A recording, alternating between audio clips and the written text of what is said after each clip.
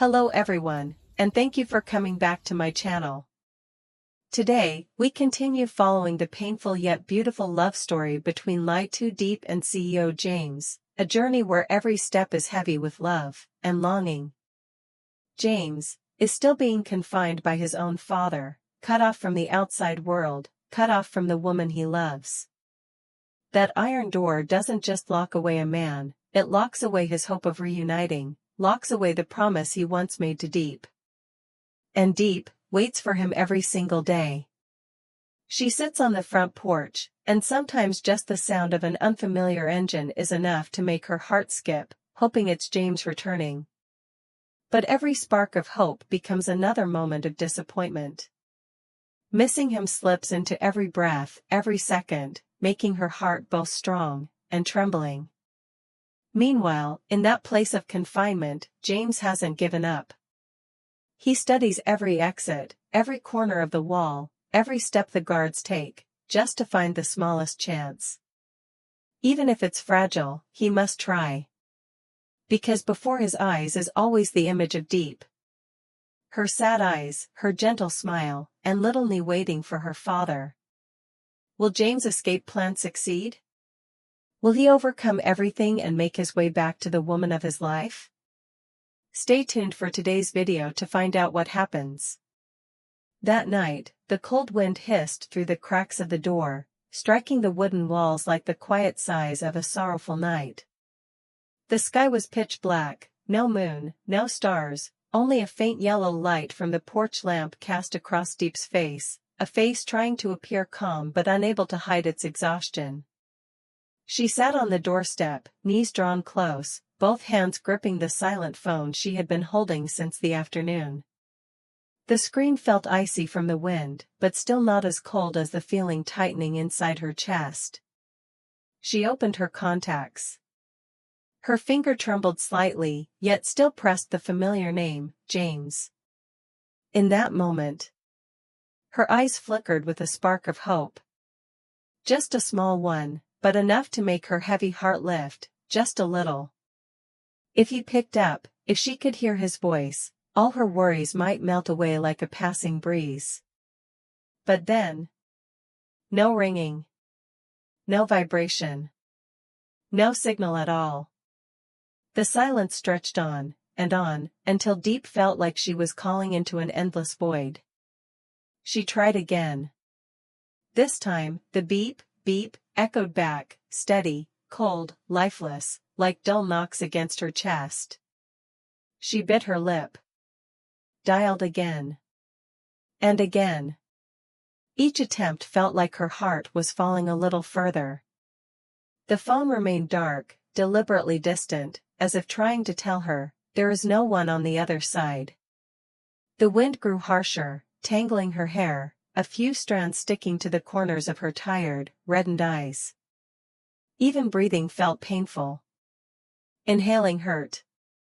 Exhaling hurt. Just as Diep lowered her head, hiding the warmth welling in her eyes, little knee walked over. Her dusty little feet pattered across the floor as she hugged her mother's leg, tilting her round face upward. "Mom, did Uncle James forget about me?" Her soft voice was gentle as cotton, yet it tightened Diep's heart like a merciless fist. She bent down and hugged her child, arms wrapping tightly as if she could shield her from the whole world. "No, sweetheart, he's just busy." Her voice was quiet, trembling, like if she spoke even a bit louder, the tears would spill.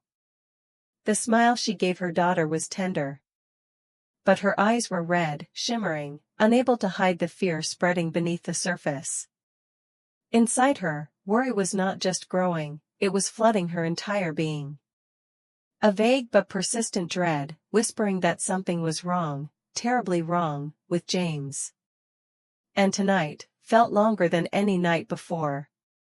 After calling James over and over with no answer, Diep sat frozen in place, as if she had turned to stone. Her hand still clutched the phone, yet she could no longer feel the warmth of her own skin. Her fingers trembled, subconsciously sliding across the dark screen, as if one more touch might bring it to life and bring her news of him. She took a deep breath. So deep that her chest tightened, her heart pulled down by an invisible fear. She knew she had no other choice, except to try calling James's father. Not because she trusted him, but because at this moment, she had nowhere else to cling to. She dialed. First attempt. The ring hadn't even finished its first loop, before it cut off. No answer. In that moment, Diep stared at the screen, her lips twitching slightly. A small part of her wanted to believe. Maybe he was busy. Maybe the phone was out of reach. Maybe he didn't hear it. But every reason she invented was as fragile as breath. She bit her lip and called again. Second attempt. The number you are calling is currently unavailable. The automated voice spilled out, slow, steady, cold as a splash of ice water to the face. No emotion. No life. No hope. Just a merciless repetition. As the message ended, a chill crawled down her spine, making her entire body shudder. The phone in her hand suddenly felt unbearably heavy, as if dragging her wrist down. She swallowed. The tightness in her chest grew sharper. She didn't want to call again, afraid that the next answer would be even crueler. But her hands betrayed her. She dialed once more. Third attempt. The screen stayed dark. No ringing. No vibration. No response. Just one cold, merciless line. Power off. Diep gripped the phone until her knuckles turned white. It felt like someone had dumped a bucket of ice water over her head, making her entire body tense up. Her breath halted. Her chest hurt so sharply she had to hold it with her free hand. Her throat tightened, as if a stone had lodged there, turning every breath into a struggle. And then, in a voice almost swallowed by the wind, she whispered. Don't tell me, something happened to both of them. Her words were so soft they were barely audible. Yet heavy enough to feel like the sky itself was collapsing on her. In her reddened eyes, fear was no longer just a feeling. It had become something alive, something gripping her heart tighter with each passing second. The night wind suddenly held, sweeping across the porch, puffing up her thin jacket before pressing it hard against her body, freezing cold. But the cold outside was nothing compared to the cold spreading inside her, a cold that reached all the way down to her bones. Tonight felt endless. Unable to endure the silence for even one more day, Diep shot up from the old wooden chair she had been sitting on through so many sleepless nights. The chair still carried the faint imprint of her body, the shape of someone who had curled up for days, clutching her phone until her hands turned pale. The air inside the house felt thick, heavy, suffocating, like a damp blanket wrapped tightly around her. The worry inside her was no longer just growing. It was now a wave crashing violently up her throat, making every breath hurt. She hurriedly grabbed a thin jacket, so thin the wind whispered right through it. She picked little Nie up, holding the child close to her chest as if holding on to her last bit of courage, and ran out of the house. The door shut behind her with a small click, but to Diep, it echoed like a drumbeat announcing one truth. Today, she can't wait any longer. Late afternoon. The sky had turned a heavy gray, as if a thick mist had settled over the mountains in the distance. Wind swept down the long dirt road, whipping Diep's hair across her pale, sleepless face. She walked fast, almost running. Not because she was in a hurry, but because she was afraid. Afraid that if she slowed even a little, the panic would crush her right there in the middle of the road. Little Nie clung to her mother's neck, feeling every shaky breath, every tremble in Diep's shoulders. Diep's face was so drained of color that under a streetlight, the blue veins at her temples were visible. Her eyes were swollen and ringed with dark circles, as if she had cried more than she had slept. She reached the gate of CEO Hung's house. She didn't knock. She didn't call. She just stood there, breathless, clutching her child, her hands freezing, looking like someone who had just escaped a nightmare. Inside, Hung was about to close the door when he spotted the small figure outside. He froze for a second, then shouted. "Tuca! Come out here. Someone's at the gate." Both of them rushed out as if afraid Diep would collapse on the spot. Hung swung the gate open, his voice rushed, clearly panicked. "Diep? What are you doing here at this hour? Why are you so pale? What happened?" Tuca quickly took little knee from her, freeing Diep's trembling hands. Seeing her so drained, like someone running on the last drop of strength, sent a chill down her spine. Diep opened her mouth, but her throat felt scorched. "Brother Hung, Sister Ca. I haven't been able to reach James for days. I called his father too, no answer. I'm scared something's happened."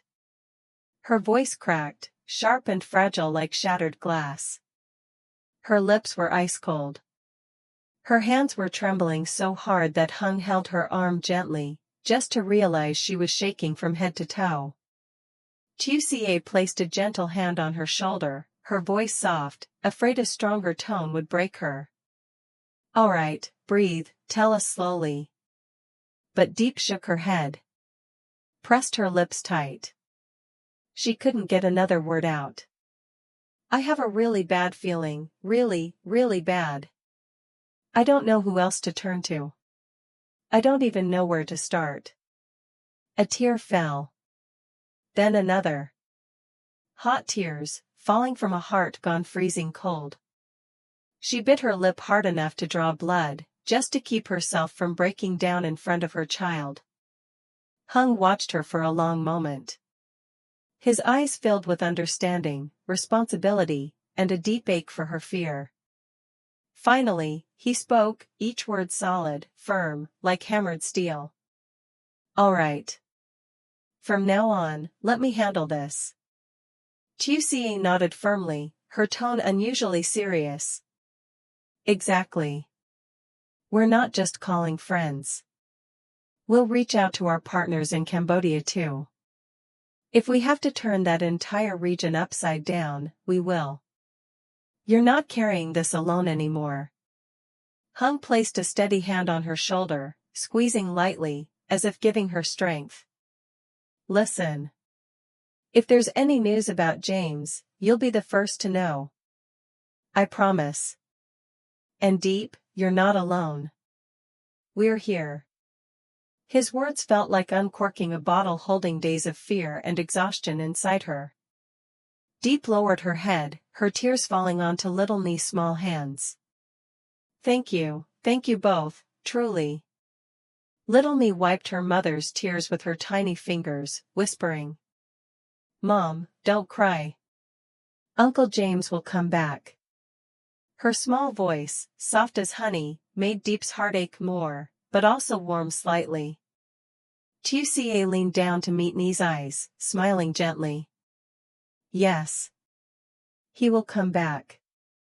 I believe that. And you can believe me, okay?" Outside, the sky darkened as night poured over the yard. But inside Diep's chest, the weight she had carried for days lightened, not much, but enough to keep her standing. Enough to keep her from collapsing tonight. In the days that followed, Diep and her daughter tried their best to live as if everything were normal.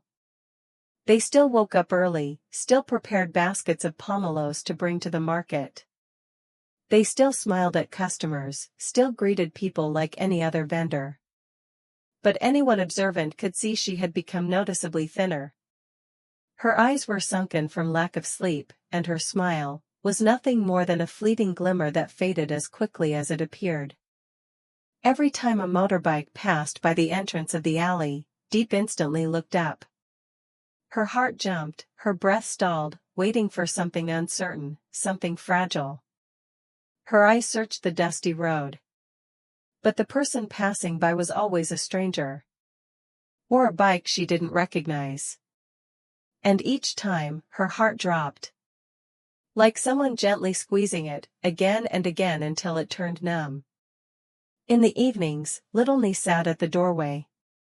Her legs crossed, hugging tightly the teddy bear James had bought for her at the night market.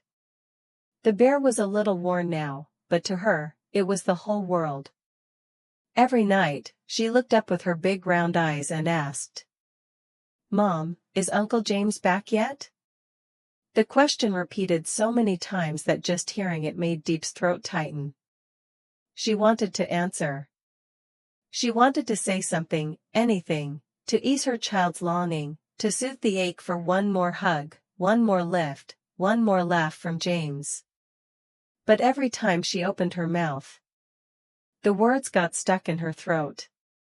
So in the end, only silence answered the child. Little Nie would lower her head again, hugging the bear tighter. And that silence fell heavily onto the floor. The air inside the house grew suffocating. Not because of the four walls, but because the waiting grew thicker each day, like a fog that refused to lift. Every night, Diep lay staring at the ceiling, her back damp with sweat despite the cold weather. She could hear her heart beating, slow, heavy, painful. Waiting sometimes doesn't feel like hope. It feels like being left alone in the middle of an endless sea, unable to see the shore, yet having nothing to hold on to. And that kind of waiting is sometimes more painful than loss itself. Because loss is something clear. But waiting is an open wound, one that never closes. In the abandoned villa tucked away in the outskirts of Cambodia, where not a single soul ever passed, James stood silently behind a small window barred with cold iron. The space around him was so empty he could hear the wind sweeping through the parched trees and the faint clinking of metal hooks tapping against the walls in the night. The room he was locked in felt no different from a sealed box. For decaying walls, the dim yellow light of a dying bulb, and the stench of dampness clinging to every corner. But for James, the thing suffocating him wasn't the room. It was time. Time that dragged on endlessly. Minute by minute, second by second, as if he were being slowly swallowed by the darkness. But he did not surrender. James leaned toward the palm-sized window, his sharp eyes tracking every movement outside. The guards stationed around the villa never let their guard down, switching shifts, patrolling, holding their posts, like rigidly programmed machines. And James had watched them for days. On the first day, he memorized the position of every camera. On the second day, he calculated the distance between each guard. On the third day, he tracked their walking speed.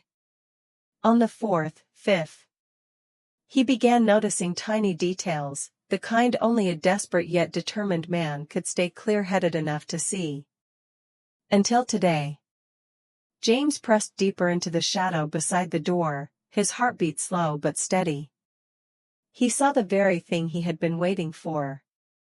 A 90-second shift change.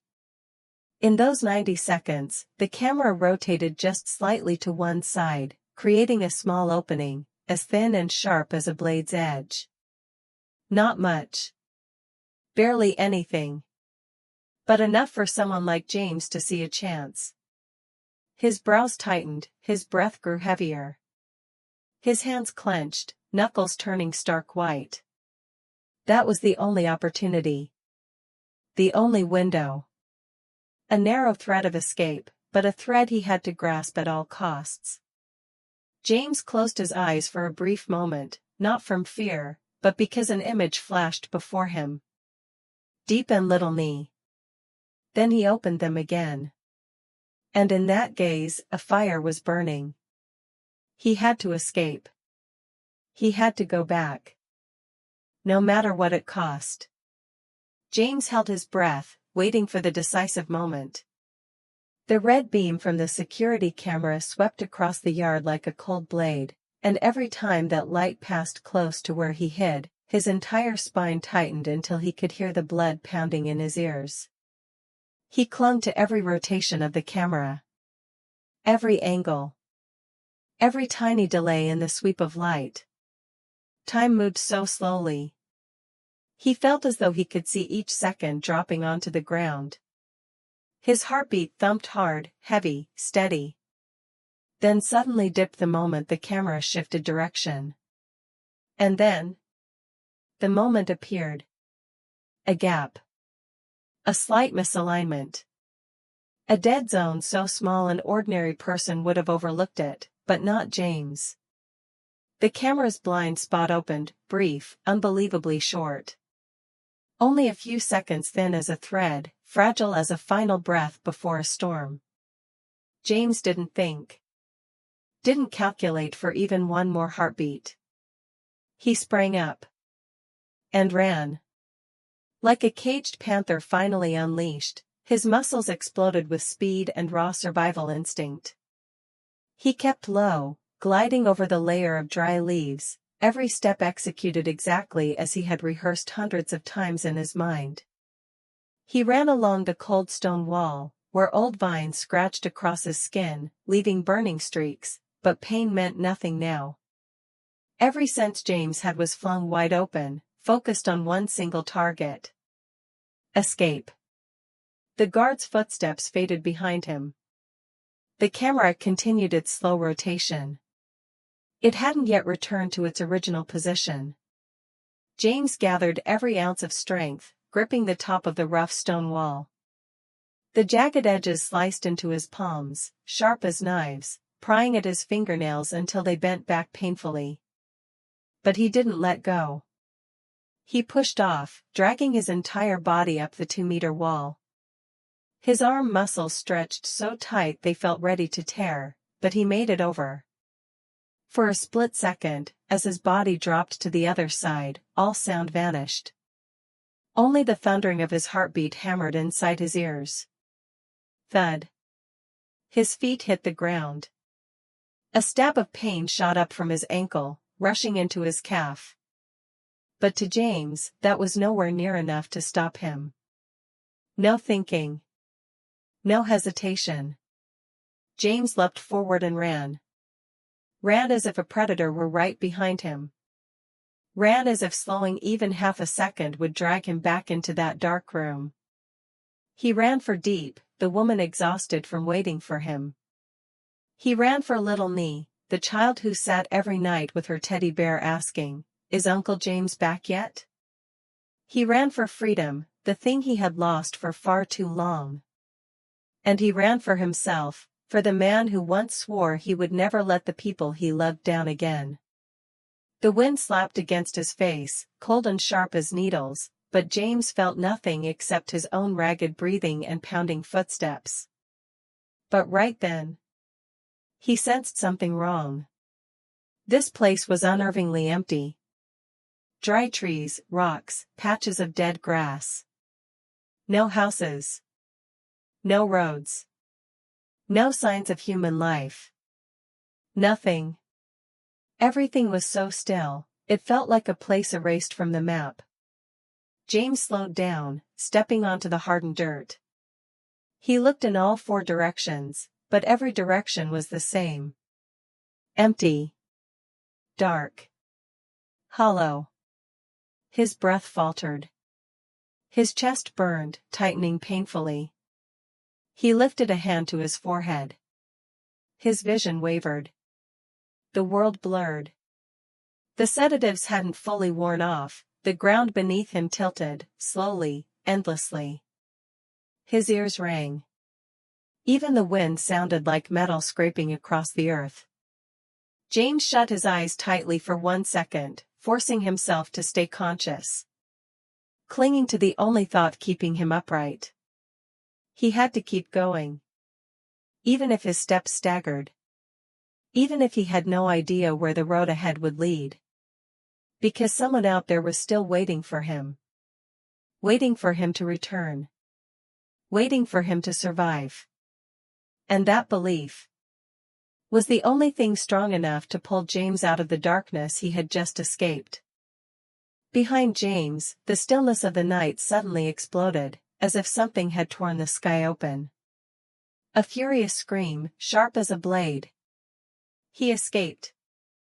Then another voice followed, even more frantic, more panicked. Catch him, now. James froze for half a second, just long enough to understand the worst had arrived. And then he ran. Flashlights burst to life behind him, beams slicing through the trees, the ground, the bushes, like a pack of hunters chasing down their prey. Footsteps thundered through the dirt, growing louder, heavier, faster. Shouts, radio static, branches snapping under soldiers' boots, all merging into a sound that sent a cold sting across James's scalp. He didn't look back. Didn't dare. James sprinted straight into the thick forest, where even moonlight failed to reach. Branches whipped across his face, stinging sharply. Thorns tore into his hands, leaving long bleeding gashes, but he felt none of it. At this point, his body was no longer a body, only a machine running on survival instinct.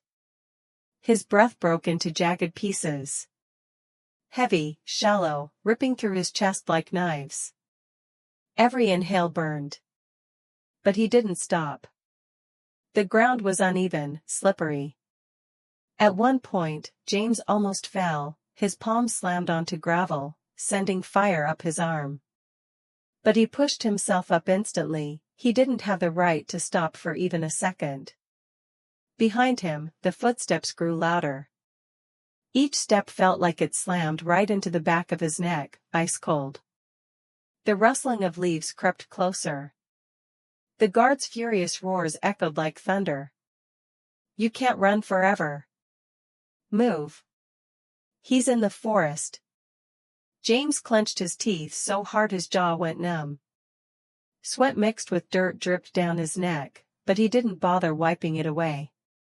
His whole body felt like it was burning, not from fear, but from the sheer will to survive. He pushed through thick bushes, letting thorns rip his clothes and slice his skin. Fabric tore. The metallic scent of blood lingered in the air. But James kept going, like an animal cornered to its last inch of life. For a brief moment, between ragged breaths and the hunter's shouts behind him, one clear, desperate thought cut through his mind. Even if I have to crawl, I will live and go back. The image of Diep flashed before him. Then Littleny hugging her teddy bear, her round eyes asking, "Is Uncle James back yet?" That alone was enough for James to lunge forward as if a flame were pushing him from behind. He wasn't running to escape. He was running to return. Will James escape the tightening pursuit closing around him like a steel trap? Behind him were screams, pounding footsteps like thunder, and flashlights slicing across the dark forest. While ahead of him was nothing but endless night. He had no money. No phone. No map. No one to rely on. Only battered legs, ragged breaths, and the unbreakable will to return, even if he had to crawl, even if he had to drag himself with the last drop of strength he had left. Meanwhile, somewhere far away, CEO Hung was also racing against time. He couldn't sit still after seeing Diep cry until she had no tears left. He needed to find the first clue, even the smallest trace, a name, a vague location, anything connected to James's disappearance. Will James's desperate path and Hung's first investigation steps intersect? Will that crossing open a sliver of hope in a situation that looks almost hopeless? Or will everything get even darker before a single light appears? The next episode will reveal the first turning point. It might be small, but enough to change the entire search. Don't forget to leave a comment and share your thoughts. And make sure to watch tomorrow's episode, because everything is only just beginning. Xin chào tất cả mọi người đã quay trở lại với kênh của mình. Nay thì mình tiếp tục đưa đến với mọi người video tiếp theo về câu chuyện của Lý Tử Diệp và CEO James nha mọi người.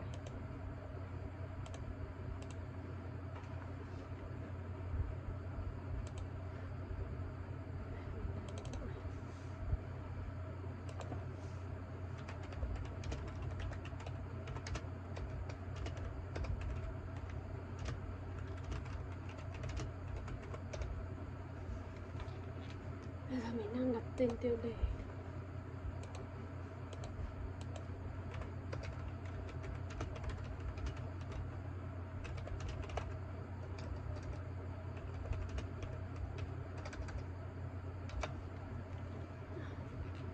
Cảm ơn mọi người rất là nhiều. Hẹn gặp lại mọi người trong những video tiếp theo.